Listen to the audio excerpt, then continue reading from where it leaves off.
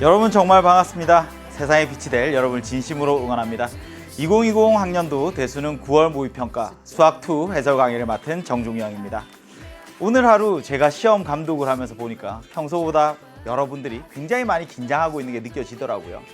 아마 9월 모의평가가 주는 부담감 상당했을 겁니다. 주위에 졸업한 선배들이 그리고 먼저 이런 일들을 겪은 이제 재수생, 삼수생들 그리고 학교에 있는 선생님들이 9월 모의평가 이거 너무너무 중요한 거야. 실전처럼 생각해.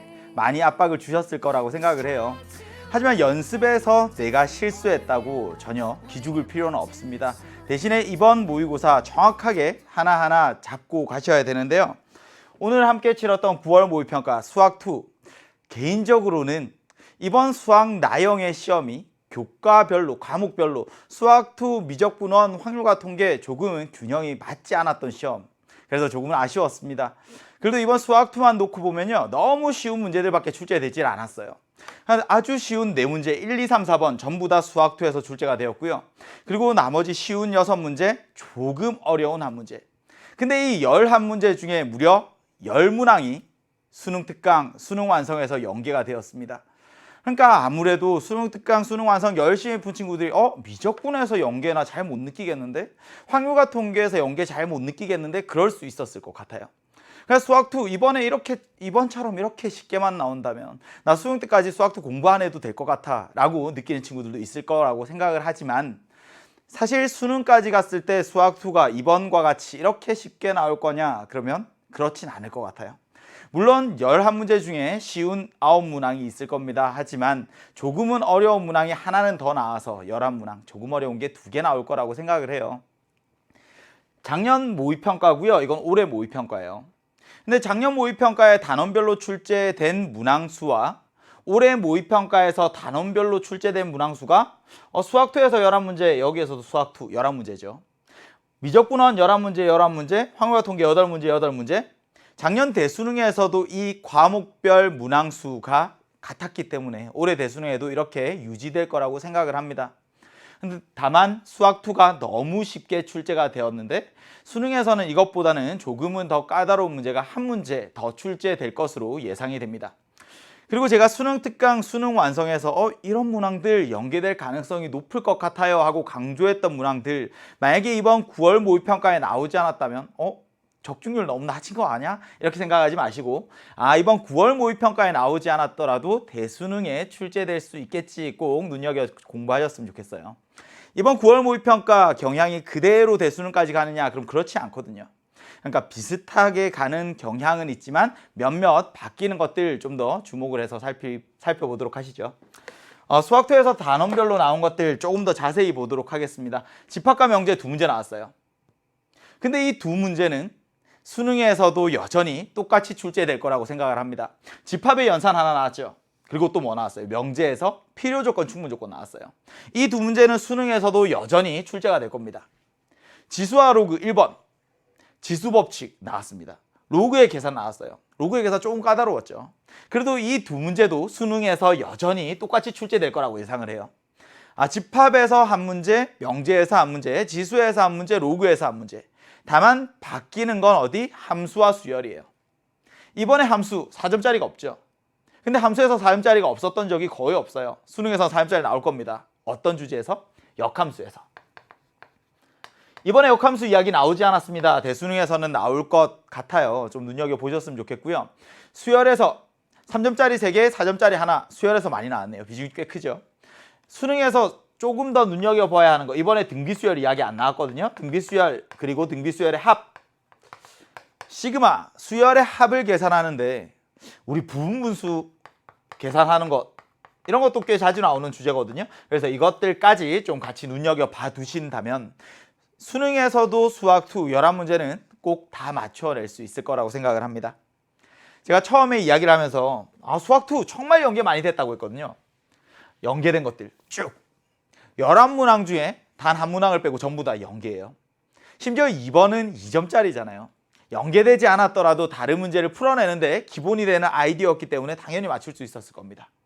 그럼 내가 연계교재만, 수능 특강, 수능 완성만 잘 정리했었다면 이번에 최소한 수학2에서는 틀릴 문제가 없었다. 다만 28번 계산은 조금 복잡하죠. 로그 문제였어요. 그리고 26번은 연계라고는 하지만 모양이 연계된 문항과는 조금은 다릅니다. 그래서 이걸 연계라고 할 수 있나? 어쩌면 체감 연계율은 이 26번에서 조금 낮게 느꼈을 것 같아요. 그래도 이 26번을 제외하고 나머지 9문항은요. 수능 특강에 똑같은 내용, 똑같은 표현들 그대로 있습니다. 수능 완성이라. 그러니까 다시 한번 수능 특강과 수능 연기, 수능 완성, 그리고 기출 문항들에 좀 강조하면서 이제 문제 한번 들어가 보도록 할게요. 1번부터 본격적으로 알아보겠습니다. 1번이에요. 1번 여전히 지수법칙. 항상 나오던 패턴이에요. 지수법칙과 지수의 확장입니다. 3의 세제곱 알죠? 3을 3번 곱하라는 이야기예요. 근데 81의 2분의 1제곱 이건 뭐예요?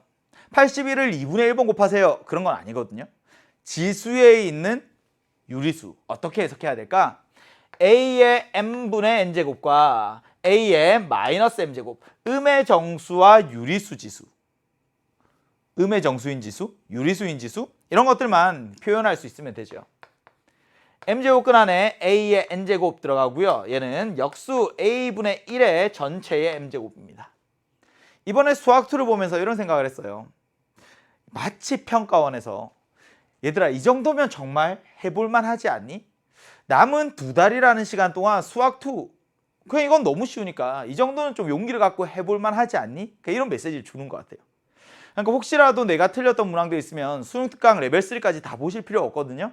레벨 1까지만이라도 보면서 쭉쭉쭉 한번 확인하신다면 꼭 분명히 수능에서 훨씬 더 좋은 성적 얻을 수 있을 겁니다. 여기에 있는 것 중에 지수의 유리수가 있어요. 지수의 음의 정수가 있어요. 이 표현들만 알고 있으면 되죠. 3의 세제곱 있습니다.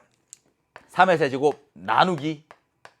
그럼 81의 2분의 1제곱인데 81의 1분의 1제곱이라는 건 루트 안에 81, 그러니까 9구나 라고 생각을 하셔도 되고, 혹은 81이 3의 4제곱이니까 3의 4제곱에 2분의 1제곱 지수끼리 따당 곱해주면 3의 제곱, 이렇게 해서 9가 된다고 사고하셔도 좋습니다.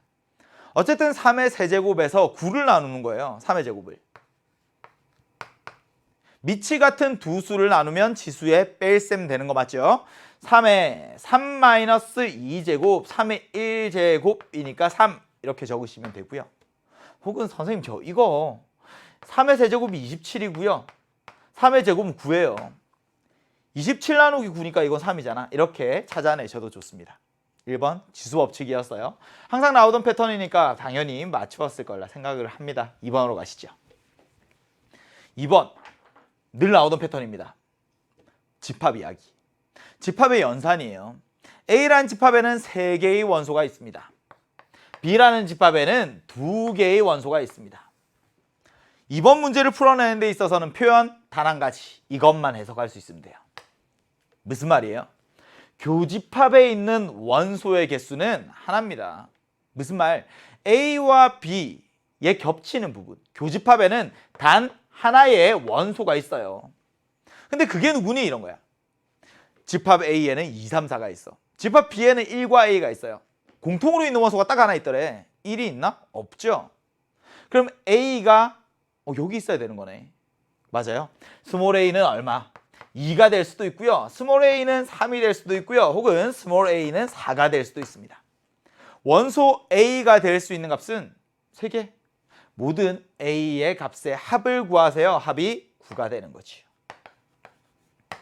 이번에서 집합의 연산, 교집합 이해하고 원소의 개수를 나타내는 표현만 이해한다면 공통으로 있는 원소가 단 하나 있네요. 그게 누구예요? A예요. 그럼 A가 2일까? A가 3일까? A가 4일까? 케이스 3가지 전부 다 고려해 주시면 됩니다. 3번으로 가시죠. 이때부터 약간 지금까지 출제되었던 평가원의 문항 배열, 그 규칙이 조금 깨어진 느낌이에요. 함수를 보았을 때 항상 함수를 보자마자 답을 찾아낼 수 있는 직독직해 두 문항이 있다고 했죠. 하나가 뭐예요? 대응관계 보고 함수값 찾는 거. 또 하나는 뭐예요? 함수의 그래프 나오고 자극한, 우극한, 극한값 찾는 거. 근데 함수의 그래프에서 극한값 찾는 거 이번에 안 나왔잖아요. 하지만 수능에 나올 수 있겠죠. 이번에 3번. 함수의 대응관계 3번에 원래 잘 나오지 않는데 4번에 많이 나오잖아요. 3번에는 원래 누가 나와요? 수열의 극한 문제가 많이 나오죠. 수열의 극한 최고차항분의 최고차항 보고 개수의 비로 정답 찾는 것 많이 봤을 겁니다. 근데 함수의 대응이 3번으로 왔어요. 괜찮아. 할만합니다. 그쵸? 합성함수의 함수값이야. 합성함수에서 기억해야 되는 건 단 하나. 뒤에 있는 함수부터 하는 거야. 순서가 있다고 했죠. 오른쪽에 있는 함수부터 뒤에 있는 함수부터 먼저 생각을 하는 거야. 함수라는 건 말이야. 상자 안에 여기 상자에 규칙이 있는 건데 F라는 상자에 1이 들어갔어요. 뭐가 돼요? F1이 되죠. 이 F1이 그대로 G라는 상자에 쏙 들어갑니다. 그게 바로 합성함수죠. G의 F1이야. 이걸 G합성 F1이라고 쓰는 거구나. 그럼 결국에 G의 F1이 들어가는 거니까 뭐부터? F1이 얼마인지부터 보자. 대응관계를 보고 갑니다. 야, 1아 화살표 어디에 쏘고 있니? 봤어요. 1이 화살표를 어디에 쏴요? 4에 쏘고 있죠. 오케이, F1은 4구나. 무슨 말이에요? F라는 상자에는 1을 넣으면 4가 되어서 나가요. 그러면 G라는 상자에는 4가 들어갔을 때 얼마가 되어서 나옵니까? 이걸 찾아달라는 이야기지. 4는 어디에 화살표를 쏘고 있니? 4는 3의 화살표를 쏘고 있어요. 그러니까 합성함수의 함수값이 3이 된다는 사실. 이해할 수 있어요? F1이 4입니다. G의 4. 그러니까 얘 3을 구하라는 이야기구나. 함수라는 거 전혀 어렵게 생각하실 필요 없어요. 함수 말 그대로. 상자죠. 숫자입니다. 숫자가 들어간 상자예요. 상자에 숫자를 넣었을 때 하나 넣었네. 하나가 튀어나오겠지. 얼마가 튀어나올까 찾아달라는 이야기야. 화살표 쏘고 받는 거 보면서 대응관계 찾을 수 있겠죠. 주의해야 되는 것 하나. 뒤에 있는 함수부터 오른쪽에 있는 함수부터. F에 1을 넣어요. F1 얘가 다시 G에 들어가죠. GF1 되겠습니까? 3번이었습니다. 2점짜리 세문항 전부 다 풀어봤고요. 이제 첫 번째 페이지의 마지막 문제 3점짜리입니다. 4번으로 왔어요. 조금 당황스럽네요. 필요 조건과 충분 조건 명제에서 항상 출제돼 출제 가능성 너무 높아 강조했던 주제예요.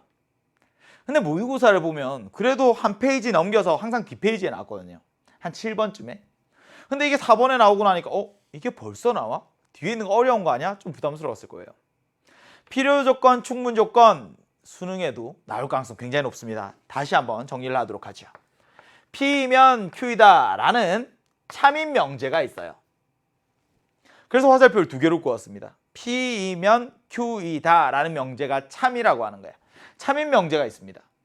이건 언제 참이 됩니까? 조건 P와 조건 Q에 얘들 각각의 진리집합이 있을 거 아니에요.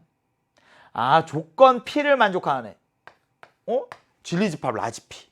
조건 Q를 만족하는 애들 진리집합 라지 Q예요.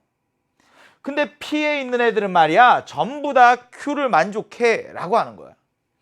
P이면 Q이다 라는 표현은 조건 P를 만족하는 애들은 전부 다 하나도 예외 없이 다 Q를 만족해 라는 이야기예요. P 안에 원소들이 있겠지. 근데 얘들이 전부 다 Q 안에 있어. 그래야 P이면 Q이다 라는 명제가 참이 되는 거죠. P는 Q의 부분집합입니다. 어떤 명제의 참 거짓은 진리집합의 포함관계가 결정을 합니다. 선생님 여기에서 하나 더 삼형제처럼 붙어다니는 애가 하나 더 있죠. 누구예요? 필요조건과 충분조건. 참인 명제를 보면 말이야 각자의 입장이 있어요. P의 입장이 있고요. Q의 입장이 있어요. P는 Q이기 위한 무슨 조건이니? 이걸 읽을 수 있어야 되고 Q는 P이기 위한 무슨 조건이니? 이걸 읽을 수 있어야 돼. 그냥 읽어낼 수 있으면 돼요. 읽어내자. 대신 기억을 합시다. 필요하면 받습니다. 이건 내가 살아가는데도 똑같아요. 필요하면 조금 도움을 받으면 되고요. 내가 가진 게 충분하면 나누어 주면 됩니다. 따라해보세요. 뭐라고? 필요하면 받고 충분하면 준다. 외우는 게 아니야. 내가 필요해. 그럼 좀 도움을 받고 내가 충분해. 그럼 조금 나누어 주면 되는 거죠. P의 입장에서 한번 봅니다. P는 말이야 화살표를 주고 있네. 왜? 충분하니까. 주인공이 P예요. 주인공이 Q일 때는 어때요? Q의 입장에서는 Q 화살표를 받고 있어. 왜? 필요하니까. 필요하면 받고 충분하면 준다는 게 저런 의미구나. 이제 세 개 전부 다 등장을 했습니다. 문제에서는 얘가 주어질 거예요. 조건 두 개가 주어지고 이 두 개의 조건 사이에 이거 필요 조건이에요? 충분 조건이에요? 문제에서 주어질 겁니다. 그럼 나는 뭘 해야 되니? 거꾸로 가는 거죠. 충분하대?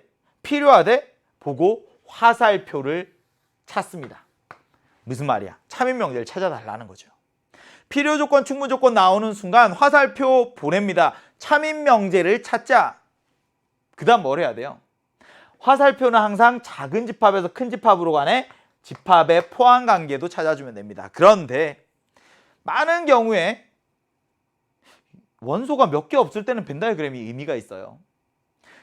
근데 원소가 너무 많아? 범위 안에 있는 모든 실수에 대해서 이야기를 하고 싶어? 그럼 수직선의 이야기로 가는 거죠. 여러분 머릿속에 이제 딱 저 과정이 저 사고 구조가 들어있어야 돼요. 필요 조건, 충분 조건 보는 순간 뭐 하자고? 화살표 보내자. 참인 명제 찾으셔야 돼요. 화살표의 방향 보고 진리집합의 포함관계 찾으셔야 됩니다. 근데 이 포함관계가 어디에? 수직선 위에 나타나면 돼요. 끝. 하나, 둘, 셋. 이 세 개의 사고 구조 자연스러워요? 그럼 문제 풀러 갑시다. 문제 4번. 실수 X에 대하여 조건 P와 Q가 있습니다. P는 뭐라고 했어요? 절대값이 있어요. 절대값이 있는 부등식, 2차 부등식 풀 수 있어. 절대값이 있는 부분이 뭐보다 작아? 그럼 사이 범위. 절대값이 있는 부분이 뭐보다 커? 그럼 바깥 범위. 막 뻗어져 나가는 느낌. 갇혀 있어. 사이 범위. 뻗어나가 바깥 범위. 절대값이 1보다 작아. 사이 범위인 거죠. 누구 사이? 마이너스 1과 플러스 1 사이. 혹은 이걸 수직선에서 이해할 수 있니? 조건 P는 말이야 이런 이야기예요. 수직선에서 A에서부터 떨어져 있는 거리가 1 이내라는 이야기죠. 왼쪽으로 1만큼 갑니다. 누가 있어요? A-1이 있어요. 오른쪽으로 1만큼 갑니다. 누가 있어요? A 플러스 1이 있어요. 여기 얘가 바로 진리집합 라지피야. 이게 수직선상에서 바로 그려지면 좋고요. 그게 안 되면 이거 푸셔야죠. X-A 얘는 말이야 마이너스 1보다는 크거나 같고 플러스 1보다는 작거나 같아요. A 더해주는 순간 A-1 이상 A 플러스 1 이하 어때요? 수직선이랑 똑같이. 이제 읽어봅시다. A에서부터 떨어진 거리가 1 이내. 왼쪽으로 하나 오른쪽으로 하나 저기 사이. 이런 느낌. 조건 Q. X는 10보다 작습니다. 조건 Q는 수직선에 나타내면 10이 있어.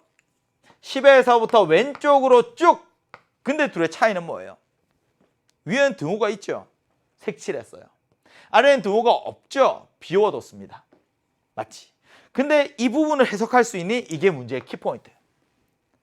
P가 Q이기 위한 충분 조건. 화살표 보내야죠. 참인 명제 찾으셔야 됩니다. P와 Q 우선 적었어. 주인공은 누구예요? P예요, Q예요? 이 문장에서 P가 Q가 되려면 말이야 충분 조건. P가 얘가 주인공이야.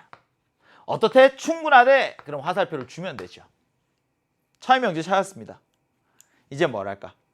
진리집합 포함관계 찾죠? P면 Q이다 라는 명제가 참이니까 조건 P를 만족하는 애들은 전부 다 조건 Q를 만족해.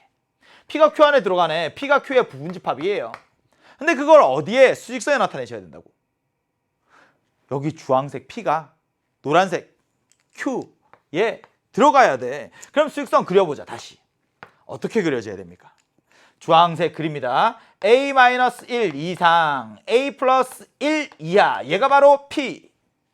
Q는 10보다 작아요. Q. 노란색이 주황색을 포함하도록 그렸습니다. 여기까지 왔어요. 할 수 있어요? 절대값이 있는 부등식 풀었고 충분 조건 보고 화살표 보내고 포함관계 찾고 오케이 수직선에 그렸어. 이제는 이걸 보고 대소만 따지면 됩니다. 수익선에서 규칙은 간단하거든요. 왼쪽에 있는 수가 오른쪽에 있는 수보다 작아요. A-1이 작아. 그 다음 A 플러스 1, 얘는 더 크지. 10이 더 커. 오케이. 부등호의 방향. A 플러스 1보다는 10이 더 커요. 주의해야 돼요. 등호가 들어가니? 들어가지 않니? 이런 거예요. A 플러스 1이 만약에 10이 된다면 말이야. 노란색에는 10이 빠져 있어요. 주황색에는 10이 들어가네. 그러면 P가 Q 안에 쏙 들어가는 느낌이 아니지. 10보다는 작아야 됩니다. 등호 없어야 돼요. 맞지? 그러니까 A가 9보다 작습니다. 이걸 만족하는 정수 A 중에 최대값은 얼마예요? 답은 8이 되겠지요. 할 수 있어요? 필요 조건과 충분 조건에 대한 이야기 4번에 나와서 조금 당황했습니다. 보통 한 6번, 7번쯤에 많이 나오거든요. 대수능에서도 출제될 가능성 상당히 높다고 생각을 해요. 꼭 연습을 하시고 넘어갑니다. 이제 7번 등차 수열의 이야기가 나왔어요. 등차 수열. 수열은 겁먹을 필요가 없어요. 외울 거야? 아니. 그러니까 숫자들 나열하는 거야. 숫자들 나열하고 관찰하는 거죠. 차가 일정하대요. 그럼 포인트는 뭐니? 얼마만큼, 간격이 얼마만큼, 공차가 얼마니? 등차 수열에서는 공차를 찾아내는 게 핵심입니다. 제1항, 제2항, 제3항, 제4항, 제5항, 제6항 쭉쭉쭉 계속 가죠. 앞에 항에 얼마만큼 더하면 뒤에 항, 공차를 D라고 할까요? 앞에 항에 공차를 더하고 앞에 항에 공차를 더하고 이러면 뒤에 항이 나오는 거예요. 첫 번째 조건 봅니다. 제1항 제3항에 8만큼 더한 거랑 같아요. 기계적으로 외워서 이걸 헷갈려 하시면 안 돼요. 공차 얼마라는 이야기야? 항의 번호가 이만큼 차이 나니까 공차의 2배? 8이 나왔네? 공차가 4라는 이야기인가? 아니죠. 어떻게 해야 돼요? 넘깁니다. A3 제3항에서 제1항을 빼면 제3항에서 제1항을 빼면 걔가 마이너스 8이에요. 근데 제3항에서 제1항을 빼면 항의 번호가 2개만큼 차이 나잖아. 2D거든요. 공차의 2배. 이거 실수한 친구들 또 있었을 거예요. 공차가 4가 아니라 마이너스 4입니다. 무슨 말이야? 일정한 간격으로 작아지고 있어요. 값이. 쭉쭉쭉쭉쭉쭉쭉 작아집니다. 근데 처음으로 음수가 될 때는 언제니? 이런 거야.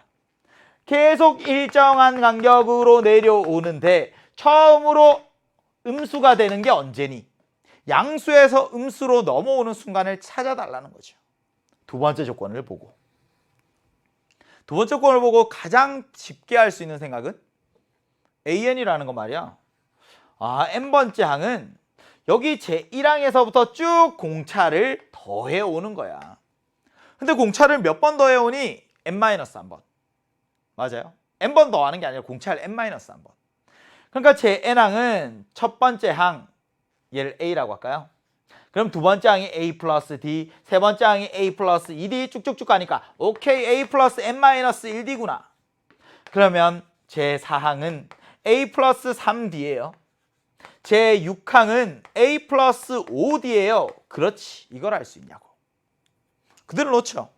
2배의 A 플러스 3D에서 뺍니다. 3배의 A 플러스 5D를. 그랬더니 얘가 3이야.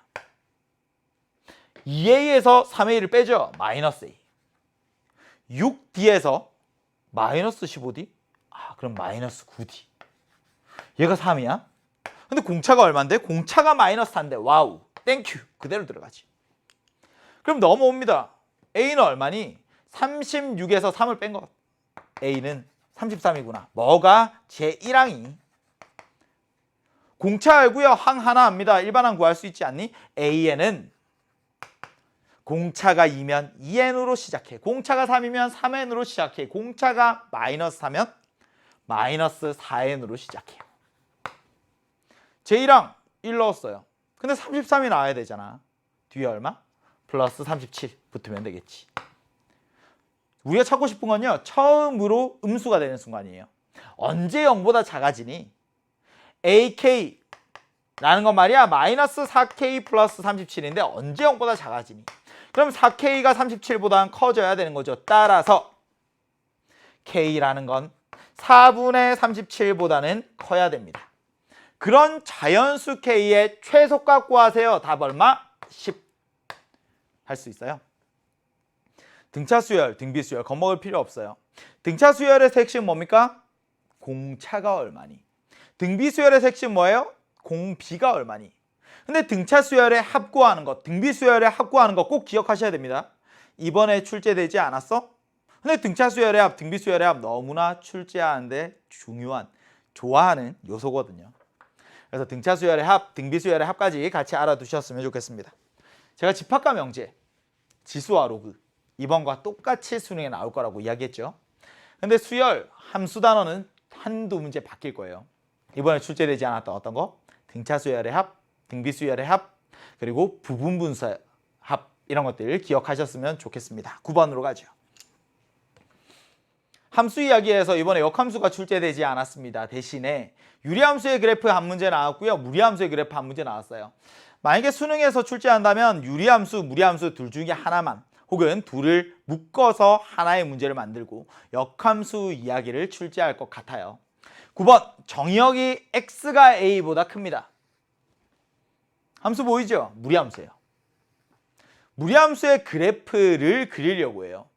무리함수의 그래프를 그리는데 필요한 요소는 딱 두 가지입니다. 뭐랑 뭐예요? 시작하는 점과 날아가는 방향. y는 플러스 마이너스 루트에 a배의 x 마이너스 p 플러스 q라는 무리함수가 있어요. 근데 그 이 그래프를 그리려고 하면 말이야 딱 두 개만 알면 돼. 첫 번째 시작하는 점. 어디에서 시작하니? 루트 안이 0이 되는 x값.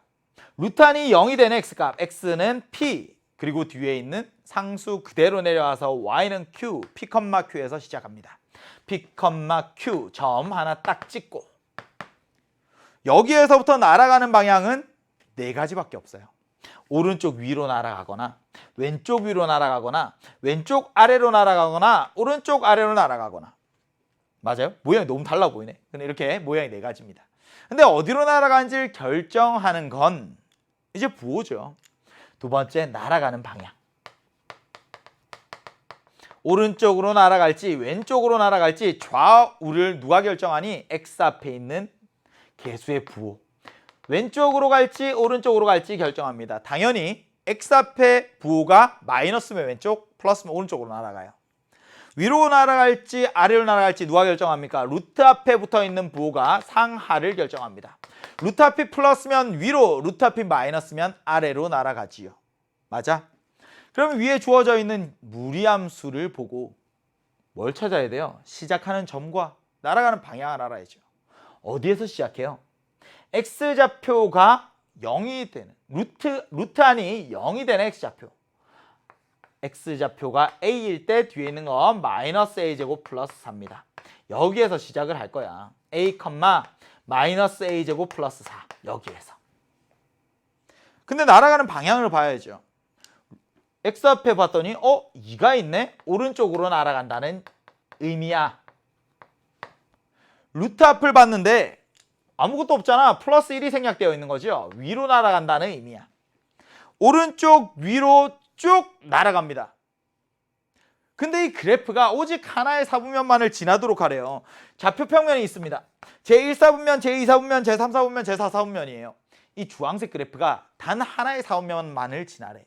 근데 오른쪽 위로 쭉 날아가니까 어디에서 시작하더라도 지날 수밖에 없는 사분면이 있다. 누구? 예.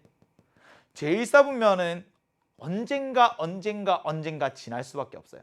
점이 왼쪽 아래 저 아래 있어도요 쭉 올라오다 보면 지날 수밖에 없어. 근데 단 하나만 지나라고? 얘만 지나라는 이야기구나. 제2사분면 지나면 안 돼. 제3사분면에도 제4사분면에도 점이 없어야 돼요. 시작하는 점이 이런 식으로 찍혀줘야 하나의 사분면에만 존재하는 거라고. 근데 정의역이 x가 a보다 크대요. 아, 여기 경계 처음 시작한 점이 안 들어가네. 점 비어있고 오른쪽 위로 쭉 가니까 음수만 아니면 되겠네. x좌표가. y좌표도 음수만 아니면 되겠네. 맞아. a가 0 이상이에요. 그리고 마이너스 a제곱 플러스 4도 0 이상이어야 합니다. a가 0 이상 이건 간단하지. 뒤에 있는 2차 부등식 풀 수 있니? 절대값이 있는 부등식, 2차 부등식 똑같아요. 최고 앞에 부호가 플러스라면 딱 놓고 사이범위 뭐보다 작아? 사이범위 갇혀있는 느낌. 뭐보다 커? 뻗어나가는 바깥 느낌. a제곱이 4보다 작거나 같아. a제곱이 4보다 작거나 같아. 사이범위. 누구? 마이너스 2와 플러스 2 사이. 근데 앞에 있는 걸 동시에 만족해야 되니까 0보다는 크거나 같고 2보다는 작거나 같습니다. 그런 실수에 의해 최대값은 얼마? 답이 2가 되는 거죠. 무리함수의 그래프에 대한 이야기였습니다. 무리함수에서 자주 출제되는 건요. 무리함수의 그래프 1번, 2번 평행이동, 대칭이동. 평행이동 이야기 많이 나와요. 그리고 3번 무리함수의 역함수, 2차 함수의 반쪽 나오죠. 그래서 무리함수에서 기억하고 가야 되는 건 딱 세 가지. 함수의 그래프 그릴 수 있니? 평행이동 이해할 수 있니? 그리고 역함수 찾아낼 수 있니? 되겠죠? 넘어갑니다. 11번. 뭐예요 이제? 유리함수예요. 무리함수의 그래프 이야기 나왔으니까 유리함수의 그래프 나왔죠. 무리함수에서 기억해야 되는 거 제가 세 가지라고 했거든요. 유리함수에서 기억해야 되는 것도 세 가지입니다. 첫 번째, 유리함수의 그래프. 두 번째, 유리함수에서 점근선. 세 번째, 유리함수에서 대칭성. 유리함수에서 점근선 이야기 나오고 그래프의 대칭성 이야기 나오고 이런 거 많이 했었거든요. 봅니다. y는 x-p분의 k 플러스 q가 있어요. 점근선 찾을 수 있어야 돼. 점근선은 누구니? 분모가 0이 되는 x값, x는 p. 점점 근접해 가지만 절대 닿을 수 없는 선이에요. 표현이 불가능한 순간을 이야기해. 분모가 0에 가까워질 수 있지만 분모가 절대 0이 될 수는 없어요. x가 p가 되면 안 되는 거야. 그치? 점근선이. 뒤에 있는 y, q, y는 q입니다. 물론 분자에 있는 k가 0이 아닐 때 이렇게 되는 거죠. 선생님, x는 p라는 애, y는 q라는 애 긋고났더니 십자가 모양으로 크로스 이렇게 됐잖아. 점근선을 기준으로 그래프가 어디에 생기는지는 분자의 상수 k의 부호가 몇 사분면에 생기는지 그래프의 위치를 결정합니다. x축, y축을 기준으로가 아니라 점근선을 기준으로 k가 0보다 커요. 오른쪽 위와 왼쪽 아래에 나타나죠. k가 0보다 작아요. 왼쪽 위와 오른쪽 아래에 나타납니다. k의 부호에 따라서 그래프가 어디에 생기는지까지 기억을 해두시면 돼요. 근데 노란색 그래프 두 개를 보더라도 파란색 그래프 두 개를 보더라도 얘들은 대칭성이 있네. 어디에 대해서 대칭이에요? 점근선의 교점. 얘가 점대칭의 중심입니다. 맞아요. P, Q라는 점. 또 점근선의 교점을 지나고 기울기가 플러스 1인 직선, 기울기가 마이너스 1인 직선. 와우. 저 직선에 대해서도 그래프가 대칭이구나. 여기까지 아시면 돼요. 유리함수의 그래프 그릴 수 있니? 점근선 찾을 수 있니? 점근선의 교점을 지나고 기울기가 플러스 마이너스 1인 직선에 대해서 대칭이 된다는 것까지 알고 있으면 돼요. 문제 볼까요? 문제 쉬워요. 0이 아닌 실수 k에 대해서 함수의 그래프가 어떤 점을 지납니다. 이랬어요. 함수의 그래프가 어떤 점을 지난데 혹은 곡선 위에 점이 주어졌어요. 뭐 할까? 대입해야죠. x자리에 5 넣고 y자리에 3a 넣으면 성립해요. 3a는 5 빼기 1분의 k 플러스 5입니다. a가 얼만데? 모르지. 이제 그 다음 조건을 봐야 되는 거죠. 두 점근선의 교점의 좌표가 1,2a 플러스 1이에요.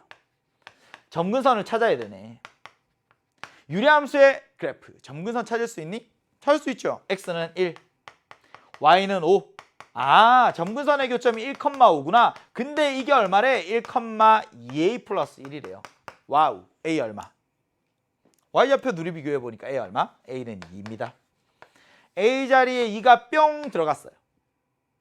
저변 6이죠. 넘어가요. 1은 4분의 k. 따라서 k는 얼마? k는 4입니다.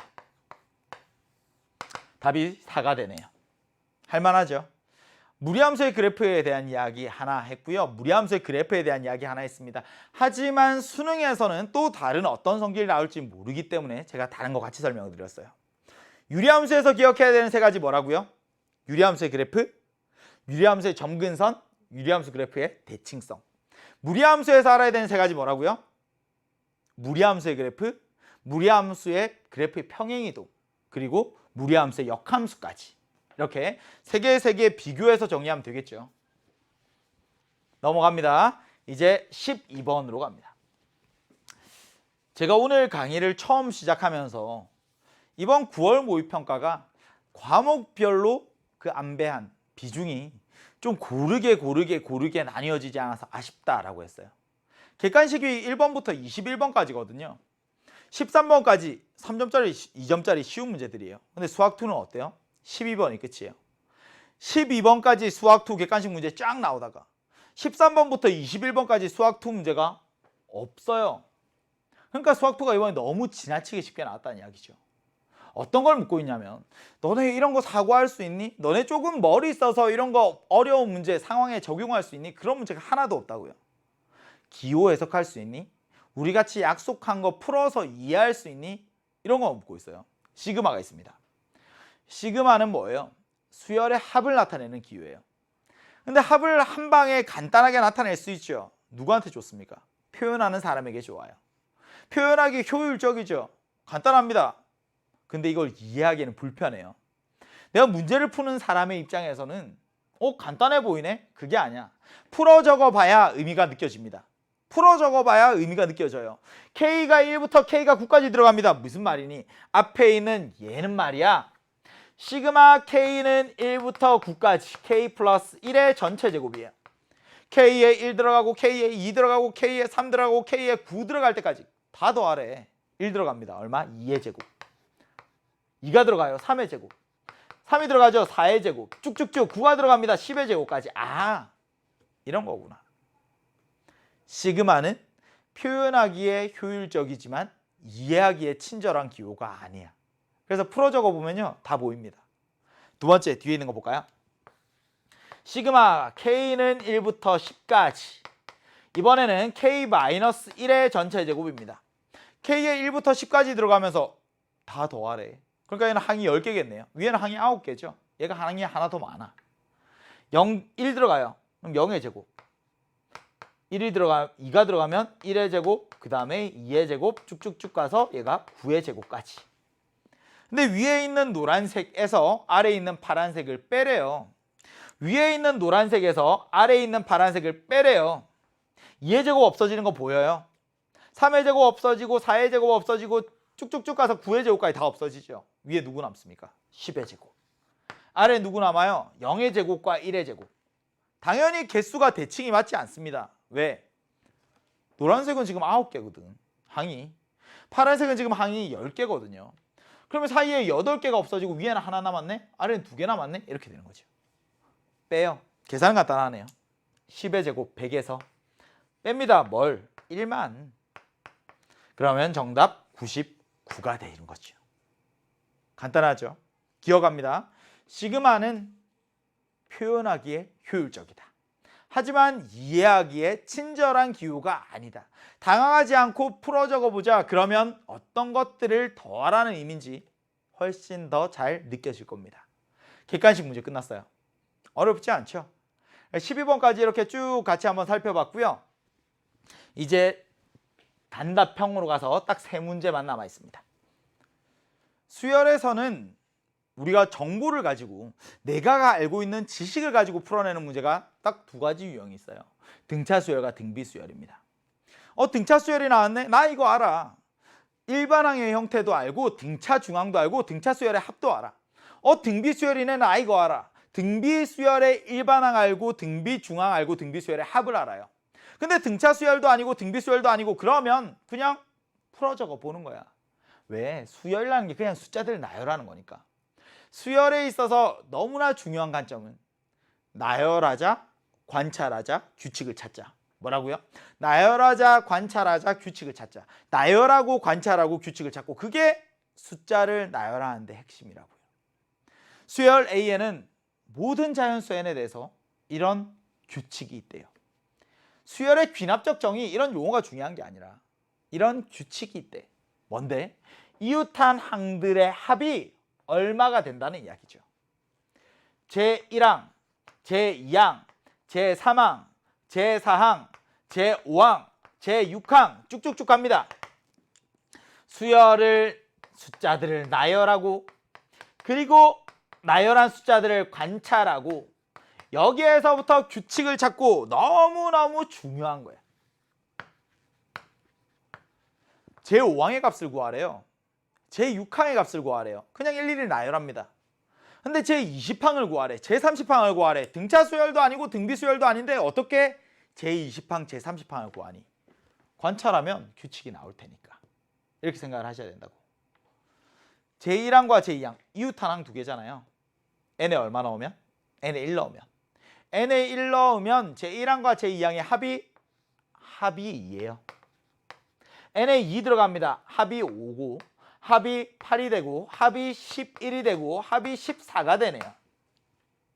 이웃한 항들 사이에 합, 얘들이 지금 규칙이 있는 거구나. 근데 누구를 알려줬어요? 제3항을 알려줬어요. 제3항이 4래. 등차 수열, 등비 수열 혹은 수열의 기납적 정의. 그냥 보는 순간에 이거 쉬운 문제들 많습니다. 근데 수능에도 쉽게 나올까? 그건 장담할 수 없거든요. 19번, 20번, 28번, 29번과 같은 중킬러 문제에 수열이 출제된 사례들도 굉장히 많습니다. 그러니까 나열하고 관찰하고 규칙을 찾고 계속 이렇게 생각을 하셔야 돼요. 이거 내가 봤던 형태야, 외웠으니까 풀어야지. 그게 아니라 합이 5가 되도록 찾을 수 있지. 제2항 얼마? 1. 합이 2래. 제1항 얼마? 1. 합이 8입니다. 제4항 4. 합이 11이에요. 제5항 7. 합이 6입니다. 합이 14입니다. 제6항 7. 이렇게 제1항과 제5항의 합을 구해보세요. 답은 8이 되네요. 등차수열, 등비수열 만나면 땡큐 기분 좋게 푸시면 되고요. 근데 등차수열, 등비수열이 아닌데 새로운 규칙이 나왔어. 아마 수능에서 보는 규칙은 처음 보는 애가 나올 수도 있어요. 그래도 당황하지 않습니다. 왜? 원래 그런 거야. 그냥 나열하고 관찰하고 규칙을 찾고. 24번이었습니다. 26번으로 가죠. 제가 11문항 중에 10문항이 연계가 되었다고 했어요. 근데 그 중에서 단 하나, 사실 26번은 연계라고 하기에는 모양이 그래도 조금 낯설다고 느낀 친구들이 있었을 겁니다. 지금 2차 방정식의 두근이 알파n과 베타n이래요. 생각해야 되는 한 가지는 n의 값에 따라서 두근이 달라지는 거구나. n이 1일 때 2차 방정식의 두근, n이 2일 때 2차 방정식의 두근, n이 3일 때 2차 방정식의 두근. n의 값에 따라서 2차 방정식의 두근 알파 n과 베타 n이 달라지는구나. 근데 뒤에 있는 걸 봤더니 분모의 루트가 있네요. 생각나는 두 가지가 있어요. 근각의 수와의 관계 써야지. 그리고 분모 유리화하는 모양들을 한번 생각해야지. 정말 문제를 많이 풀고 잘 푼 건 맞는데 이거 외워서 푸는 거예요. 2차 방정식에 두근 나오니까 알파 n, 베타 n. 근각의 수와의 관계. 분모의 루트 있네? 분모의 유리화. 너네 이렇게 풀 거 뻔하잖아. 출제자들이 너무나 잘 알고 있는 거예요. 그래서 26번에서 조금 당황한 친구들 분명히 있었을 겁니다. 왜? 두근의 합, 두근의 곱 딱 봤는데 모양이 간단하게 안 나오거든요. 2차 방정식의 본질은 뭐예요? 근각의 수와의 관계예요? 아니야. 근을 구할 수 있는지부터 생각합니다. 근을 구하는 방법은 인수분해. 그게 안 되면 근의 공식이죠. 근데 인수분해가 안 돼. 근의 공식을 써서 근을 구하는 문제들 거의 출제되지 않습니다. 인수분해가 안 되면 근각의 수와의 관계 가죠. 근데 인수분해를 해보지도 않고 여기 가려고 하면 이거 잘못된 거야. 6월 모의평가에서도 분명히 이런 패턴의 문제 있었습니다.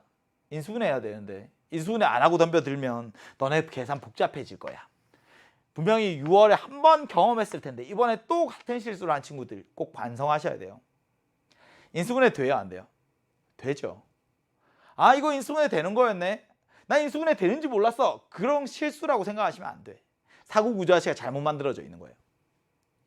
인수분해 합니다. x제곱 빼기 2n-1x 인수분해가 되지 않을까? 당연히 얘부터 의심하셔야 돼요. 당연히. n과 n-1. 마이너스네. 마이너스 붙고 여기 마이너스 붙고 x-n x- 여기 n-1 이렇게 되는 거죠. 따라서 x가 n이거나 또는 x는 n-1이구나. 누가 알파인이고 누가 베타인이니 몰라. 근데 어차피 분모에 둘의 합이 들어가는 거니까 아무거나 앞에 써도 상관없어요. 시그마 n은 1부터 81까지 큰 애를 앞에 쓸게요. 루트 n 빼기 더하기 루트의 n-1분의 1입니다. 왜 큰 걸 앞에 썼습니까? 합차공식 쓸 거거든요. 이 유리화하는 모양 알잖아. 그치? 앞에 거 제곱 빼기 뒤에 거 제곱 루트가 뚜껑이 빵 날아가요. 그럼 n에서 n-1을 빼니까 시그마 n은 1부터 81까지 앞에 거 제곱 빼기 뒤에 거 제곱 분모에 그냥 1만 남는 거 맞죠? 한번 적어볼까? n 빼기 n-1이니까 분모 1 되는 거 맞잖아요. 분자에는 루트 n 올라가고요. 빼기 루트 n-1 이렇게 올라갑니다. n에 1 들어가고 2 들어가고 3 들어가고 4 들어가고 81까지 다 적어? 아니죠. 분명히 규칙이 있을 거야. 없어지겠죠. 속어 형태나 2개 배웠어요. 시그마 k는 1부터 n까지 ak 플러스 ak 플러스 1 빼기 ak 이런 모양 기억나요?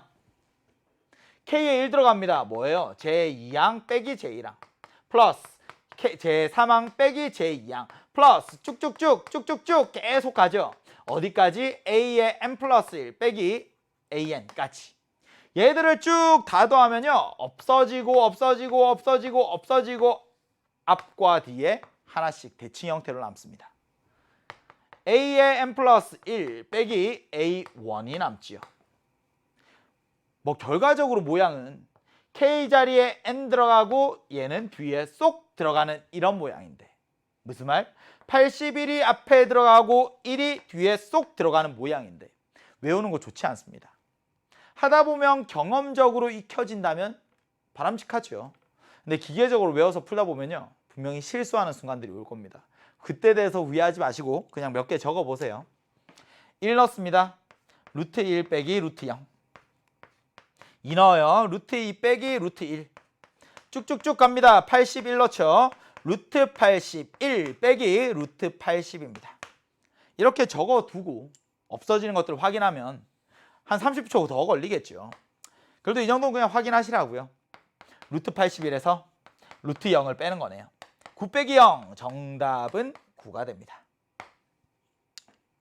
다시 2차 방정식을 봤어요.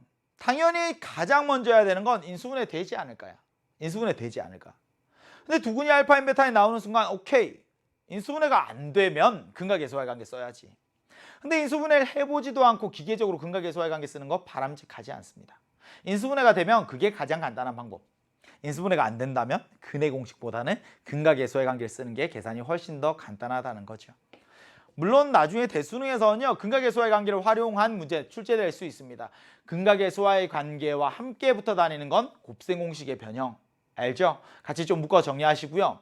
이 분모를 유리화하는 과정보다 더 자주 출제되는 건 부분분수 형태입니다. 맞아. 그 부분까지 좀 눈여겨 같이 보시면 되겠어요. 이제 수학2에서 대망의 마지막 문제 28번입니다. 28번 같은 경우에는요. 수능 완성인가요? 수능 완성에 똑같은 유형의 문제가 있죠. 그때 이제 로그의 계산 많이 해보셨을 겁니다. 근데 로그가 사실 28번과 같이 이렇게 준 킬러 그래도 난이도가 조금 있는 문제로 출제된 경우가 많지 않아요. 보통 지수 법칙이 1번에 나오면요. 로그의 계산은 3점짜리 중에 어려운 정도 혹은 4점짜리 중에 쉬운 정도로 출제가 되죠.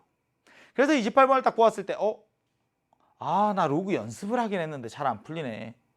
이거 좀 복잡하네. 되게 어렵네 라고 느낀 친구들 많았을 겁니다. 로그의 연산 여기에서 반드시 출제가 되거든요. 물론 난이도의 차이는 조금 있더라도 로그의 미체 변환, 로그의 성질을 이용해서 로그의 연산하는 것들 꼭 충분히 연습을 하셨으면 좋겠어요. 로그에서 이 문제를 풀어내는 데 있어서 필요한 한 가지는요. 이런 거예요. 지수와 로그야. 지수의 표현을 로그의 표현으로 바꿀 수도 있고 로그의 표현을 지수의 표현으로 바꿀 수도 있고 왔다 갔다 하는 게 자연스럽게 되어야 한다는 것 첫 번째입니다. A를 X제곱하면 얘가 Y가 돼요. A를 M제곱하면 N이 돼요. 이렇게 해볼까? A를 M제곱하면 N이 돼요. 그럼 위에 있는 M은 말이야 어떻게 쓰니? 로그 A의 N 이렇게 적을 수가 있다는 거죠. 로그의 표현에서 및 진수 조건이 있습니다. 이것도 자주 건드린 주제 중에 하나죠. 로그가 정의되려면 밑과 진수의 조건이 있어요. 밑과 진수는 둘 다 양수고 밑이 1이 아니야. 뭐라고요? 둘 다 양수고 밑은 1이 아니다. 둘 다 양수고 밑은 1이 아니다. 혹은 밑은 1이 아닌 양수고 진수는 양수여야 돼. A가 0보다 커요. A는 1이 아니에요. N은 0보다 커요. 이걸 알파벳으로 외우는 게 아니라 밑과 진수 둘 다 양수고 밑은 1이 아니어야 돼. 이렇게 기억을 해주셨으면 좋겠습니다. 밑이 같은 두록을 더하고 밑이 같은 두록을 빼고 이 정도는 할 수 있죠. 근데 이 문제에서 필요한 첫 번째 모양은 이런 거야. A를 N제곱했는데 B가 됐네. 그럼 이렇게도 표현할 수 있나? A는 말이야 B의 N-1제곱이야. 이렇게. 이 전부 다 양수라고 가정하고 그냥 양수라는 전제 조건에서 이야기를 할게요. A의 N제곱이 B면 양변의 N분의 1제곱, N분의 1제곱 해주는 순간 뿅 이런 모양으로 나타난다고요. 지금 B는 하고 정리가 되어 있는데 얘를 A는 하고 나타낼 수도 있다는 이야기죠. 이거 되겠죠? 두 번째. 선생님 밑의 변환에서요. 이런 표현들 있잖아. 로그 A의 B라는 건 로그 B의 A라는 것과 생각을 하면 얘들 둘을 곱하면 1이 되거든요. 맞지? 그러니까 밑의 변환에 의해서 얘는 또 어떤 성질이 있다는 이야기야. 로그 B의 A는 로그 A의 B분의 1 이렇게 밑과 진수의 자리를 바꾸면 역수가 돼요. 밑과 진수의 자리를 바꾸면 역수가 돼요. 이 두 가지 가지고 풀 겁니다. 우선은 지수와 로그 왔다 갔다 표현할 수 있어야 되고요. 밑과 진수 조건 그리고 아래에 있는 두 가지 기억하시면서 문제 한번 풀어볼게요. 조건 가를 봅니다. 3의 A제곱과 5의 B제곱과 K의 C제곱이 서로 같대요. 뭘 할까? 많이 봤잖아. 얼마로 같은데 얘가 같대. 얼마로 같은데 몰라. 그래서 T로 같다고 하자 이런 거죠. 아 3의 A제곱이 T예요. 5의 B제곱도 T고요. K의 C제곱도 T예요. 이걸 먼저 표현할 수 있니? 이런 거죠. A, B, C가 양수입니다. A가 양수고 B가 양수고 C도 양수예요. K 양수죠. 근데 K가 1보다 커요 원래. 그렇잖아. 3의 양수 제곱하면 이거 둘만 비교해봐. 그렇죠. 3의 C분의 A제곱은 K 되니까 3의 양수 제곱은 당연히 1보다 크지. 그지? 얘 1보다 큽니다. 그러니까 T도 1보다 크겠네요. T도 1보다 큰 양수예요. K도 T도 둘 다 1보다 큰 양수입니다. 밑에 있는 조건 이제 나를 봤어요. 어떤 이야기를 할까? 로그 C는 로그 분자에 2AB가 있고요. 분모에 2A 플러스 B가 있어요. 밑이 같은 두 로그의 뺄셈은 진수의 나눗셈이 되는구나. 밑이 10인데 생략돼 있어요. 사용 로그. 밑이 10인데 생략돼 있어. 사용 로그. 와우. 그러면 진수끼리도 같은 값을 겠네요. C는 2A 플러스 B분의 2AB야. 좀 간단해졌나? 좀 간단해졌죠. 근데 여기서 뭘 더 어떻게? 이건 좀 문제들을 풀어보셨어야 이제 느낄 수 있는 부분이긴 한데요. 얘는 A가 있고 얘는 B가 있잖아. 근데 얘는 A, B 두 개가 다 있거든요. 근데 이걸 찢어서 생각할 수 있니? 그럼 각각을 찢어서 생각할 수가 없어요. 얘가 분모가 됐으면 좋겠어. 무슨 말 뒤집었으면 좋겠어.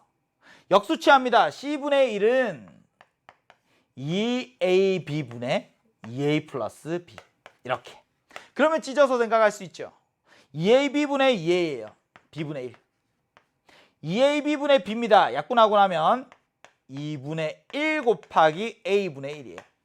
아, C분의 1이라는 건 말이야. 이렇게 되더래.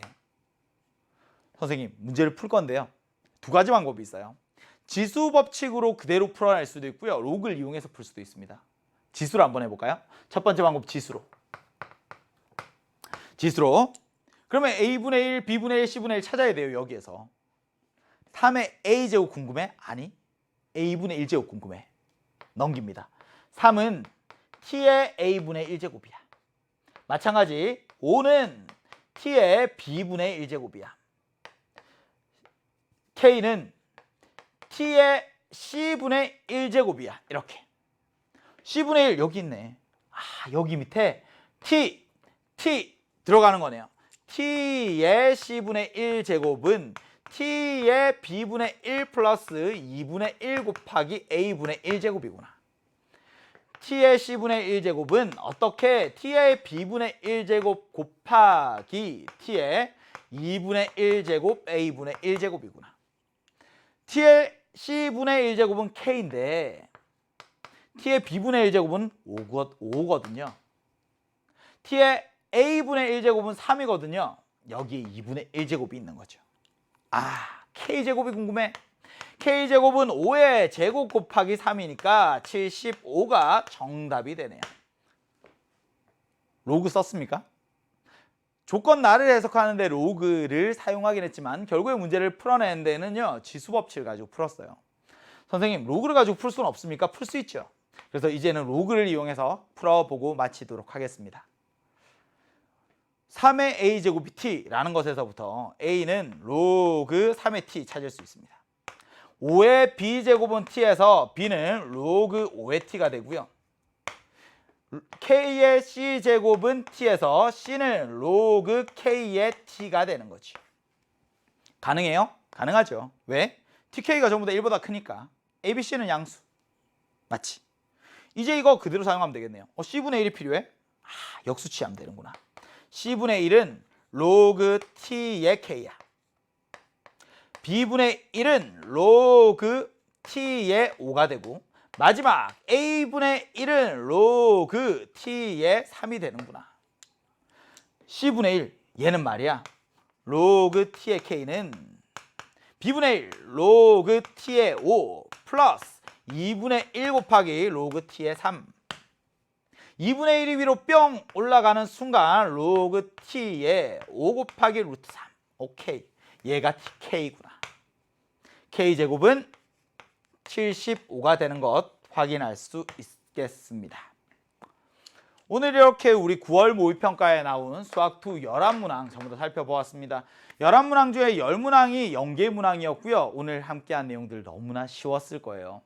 하지만 여러분들에게 꼭 하고 싶은 이야기가 있어요. 아무리 쉽다 해도 그건 공부한 친구들, 선생님의 이야기일 뿐 나는 여전히 어렵다라고 느껴진다면 꼭 이런 생각 하셨으면 좋겠어요. 이게 축구 경기를 보다 보면요. 후반전 20분에 내가 한 골 우리 편이 지고 있어요. 내가 열심히 응원하는 우리나라가 다른 나라에게 한 골 차로 지고 있어. 근데 나는 너무나 간절합니다. 분명히 지금 뛰면 상대방도 지쳐 있을 게 뻔하고 그리고 역전하기에 충분하다는 사실도 압니다. 근데 운동장에 있는 사람들은 분명히 지쳐 있다는 것도 맞아요. 하지만 똑같이 지쳐 있는 상황에서 분명히 내가 지금 조금 더 힘을 낸다면 역전할 수 있는 찬스는 충분하다. 이제 내가 수험생이 된 3월 1일부터 수능까지 258일, 오늘 9월 모의평가가 치러진 날부터 수능까지 71일, 지금부터 우리한테 남아있는 시간이 축구 경기로 따지면 딱 후반전 20분입니다. 주저앉을 것인지 마지막까지 열심히 힘을 내서 역전할 기회를 잡을 것인지는 여러분들에게 달려 있습니다. 다음에 볼 때는 훨씬 더 밝은 모습으로 웃으면서 만날 수 있었으면 좋겠습니다. 수고하셨습니다. 정종영이었습니다.